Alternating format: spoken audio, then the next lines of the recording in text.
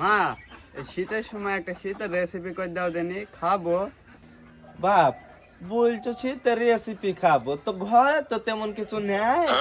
তুমি যখন বলছো বাপ, তো শীতের একটা রেসিপি বানিয়ে দেবো, নতুন বাঙালির রেসিপি। আপনারা দেখতে থাকেন। আমার মায়ের হাতের রেসিপি যে একবার খাবে সে সারা দেবেন মনে রাখবে। আপনারা দেখতে থাকেন। আচ্ছা ঠিক আছে, তাহলে দেখতে থাকেন আমার এই রেসিপি বানানোর কায়দা।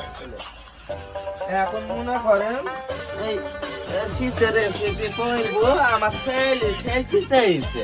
আপনারা দেখেন, দেখি শেখেন। প্রথমে আলু চাইলের আটা দিয়ে আর খেজুরের গুড় দিয়ে সুন্দর করে এই যে আলু চাইলের আটা আর এই খেজুরের গুড় একসাথে মাখিয়ে নিলাম। মাখিয়ে নিয়ে আমদোসার রেসিপি, আমদোসা ভাজবো। আপনারা দেখতে থাকেন। এই আলু চাইলের আটা আর এই খেজুরের গুড় শীতের সময় হেবি নাইকবে খাইতে।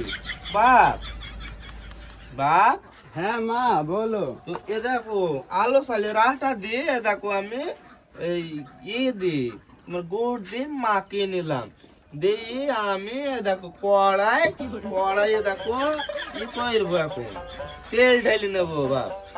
বাপ তেল ঢেলে নেবো। তেল দেখো এই তো এই দেখো বাপ, এখন তেল ঢেলে দিন। আর তারপরে দেখো ওই আটা দিয়ে খেজুরে গুড় দিয়ে মাখা নিয়ে এরকম করে বড়া করে দিলাম আকায়। বুঝেছো? আপনারা দেখতে থাকেন। মা আসলে তো হেভি বাসনা বেড়াচ্ছি। তাই মধু? হ্যাঁ তাহলে দেখো ওই কিছু তিরাই বড়া বাজে, তুমি দেখো একটু খেয়ে দেখো কেমন হয়েছে।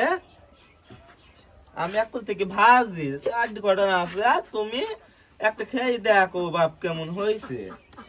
তাহলে মা আমি খেয়ে দেখি কেমন হয়েছে। হ্যাঁ বাপ দেখো।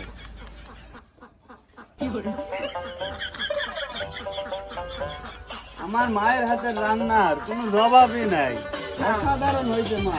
আমার ছেলে বড়া খেয়ে খুশি হয়ে গেছে।